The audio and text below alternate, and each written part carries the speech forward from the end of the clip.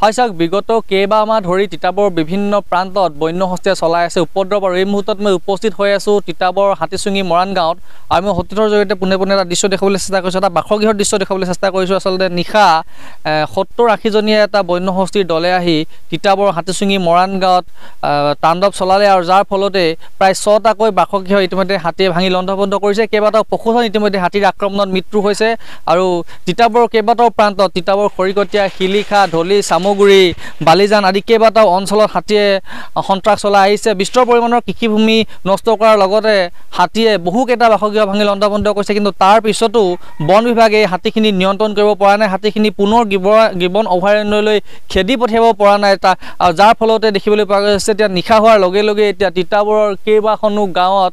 উজাগৰি নিশা কটাব লগা হয় বহু লোকে আমি কথা পাতিবলৈ চেষ্টা কৰিম যিহেতু হাতীৰ আক্ৰমণ হাতীৰ সন্ত্ৰাস আজি নহয় বহুত বছৰৰ পৰা চলি আহিছে আপোনালোকে প্ৰতিটো মুহূৰ্ততে নিশা হোৱাৰ লগে লগে আপোনালোকৰ মনত ভয় সোমাই যায় যে হাতী আহিব ঘৰ ভাঙিব মানুহ মাৰিব আগতে হাতীয়ে মানুহ মাৰিছে তাৰ পিছতো কিন্তু বন বিভাগ অহা নাই কি ক'ব কি ক'ম আমি এতিয়া চৰকাৰে ইমান দিনৰ পৰা অহা হৈছে মানে আজিলৈকে একো চৰকাৰে যে আমাক যে ফলস্তৰৰ সুবিধা দিয়া নাই একো সুবিধা দিয়া নাই মানে ফলস্তৰত ফোন কৰিলেও নাহে আৰু আমাৰ চলাৰ তলাৰৰ ব্যৱস্থা কৰি দিয়া নাই চৰকাৰে একো অকল ভোটৰ সময়তহে আমাক চিনি পায় আৰু কৰ নামকেইটা মানে আহিব ভোট দিব লাগিব এটা টৰ্চ লাইটো নিদিয়ে ইমান সুবিধা বোলে আহে বুলি শুনিছোঁ মানে আজিলৈকে দিয়া নাই পোৱাও নাই আজিলৈকে গধূলি হোৱাৰ লগে লগে ভাত বনাবলৈকে পটাপট ল'ৰা ছোৱালীক পঢ়াবলৈ কালি সময় নাই কালিলৈকে পৰীক্ষা হ'ব ল'ৰা ছোৱালী আজিলৈকে পৰীক্ষা হৈছে কোনোবা পৰীক্ষা হৈছে সময় পঢ়িবলৈ সময় নাই কেনেকৈ পঢ়িব ভয়ৰ মাজত এইফালে চিঞৰি থাকিব এইফালে কেনেকৈ পঢ়িব আমাৰ ল'ৰা ছোৱালীয়ে পঢ়িবলৈও সুবিধা নাপায় মানে ভয়ে সোমায়ে যায় আমি কালি দাইল বহাইছোঁ ভাতে হোৱা নাই কাৰ ঘৰত চাউলেই নাই কাৰ ঘৰত আনিবলৈ যাবহে সদায়তো চাউল তাউল নাথাকে হাজিৰা কৰি খোৱা মানুহ আপোনালোক ৰাতি আমাৰ 4টা বজালৈকে আমি আহি পাওঁ এন্ধাৰে হয় গাত পা ধুওঁতে 7-8টাত ভাত বহাওঁহে তেতিয়া আকৌ এইফালে হুলস্থুল হয়ে আমি কেনেকৈ কি কৰিম বাৰু আমাৰ বন বিভাগৰ লোকক ফোন কৰা হৈছিলে ফোন কৰিয়ে থাকে ফোন কৰিলেও নাহে ফোন কৰিলেও নাহে মানে আমাৰ ইমান দিনৰ পৰা হৈছে চৰকাৰটো গমে মানুহ মাৰি গৈছে এতিয়া ছাগলী আমি দুখীয়া মানুহ ছাগলী গৰু মাৰি গুচি গৈছে এইফালে আমি দুখীয়া মানুহ সেইবিলাকতো আমি কৰি খাওঁ ন দিন হাজিৰা কৰি খুৱাই দুটা এটা গৰু ছাগলী পুহি মানুহে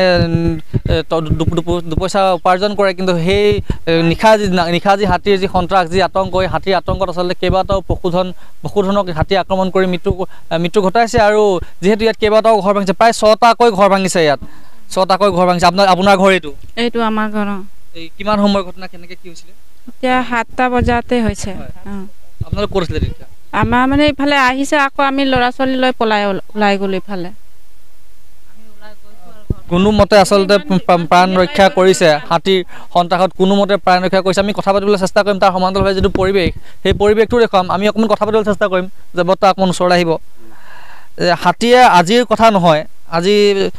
প্ৰায় 10-11 বছৰে হাতীয়ে উপদ্ৰৱ চলাই আছে কিন্তু বন বিভাগৰ লোকে যেনেধৰণৰ তৎপৰতা দেখুৱাব লাগিছিলে তেনেধৰণৰ তৎপৰতা দেখুওৱা নাই যাৰ ফলত যোৱা নিশাও ঘৰ ভাঙিছে যোৱা নিশা ইয়াত এতিয়া 6টাকৈ ঘৰ ভাঙিছে সেই ঘৰটো এতিয়া বন বিভাগে বনাই দিব নে মুখ্যমন্ত্ৰীয়ে বনাই দিব আমাক সেইটো লাগে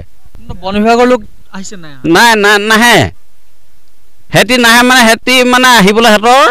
সাধাৰণ ৰবৰ গুলিটোৰ কাৰণে নাহে সিহঁতি মানে ৰবৰ গুলিটো মানে বুজা নাই সিহঁতৰ বন্ধুকৰ অকল ৰবৰ গুলি এটা আহে সেইটো মাৰিলে হাতী কেতিয়াও নপলায় বৰঞ্চ মানুহৰ ঘৰত সোমাই ঘৰ ভাঙিব মানে ল'ৰা পালে ল'ৰা মাৰিব গৰু পালে গৰু মাৰিব ছাগলী পালে ছাগলী মাৰিব মানে য'ত যি পায় আৰু সিহঁতি ঘৰ এতিয়া দিন হাজিৰা কৰা মানুহ দিনটো এতিয়া আঘোণমহীয়া ধান কাটিবলৈ গৈছে ধান কাটি আহি ঘৰত ভাত বনাবহে ভাত খাবলৈ নাপায় হাতী পাবহিয়ে সেই টাইমত সিহঁতি ক'ত থাকে ফৰেষ্টৰকেইটা অকল আহি RCC ঘৰডালত উঠি পেলাই শুই থাকিব কালি কোনো নাই কালি এতিয়া মেম্বাৰে ফোন কৰিছে তেতিয়াও অহা নাই কিয় নাহে বুলি ভাবে কিয় নাই মানে এতিয়া কোনোবাই কাৰোবাক কিবা ক'বও পাৰে বা নক'বও পাৰে আমি সেইটো নাজানো কিন্তু মানুহখিনিতো বিপদৰ সময়ত আহিব লাগে বিপদৰ সময়ত এতিয়া চাওক আজি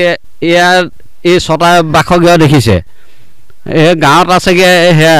সেই ঘৰততো কোনোৱে নাই আৰু মতা মানুহৰ নামেই নাই অকল ল'ৰা দুটা আছে ল'ৰা দুটালৈ মাইকীজনীয়ে ফেক্টৰীত কাম কৰি ৰাতি আহি ভাত বনাই কেৰাহী দাঙি পলাবলগীয়া হৈছে এয়া আচলতে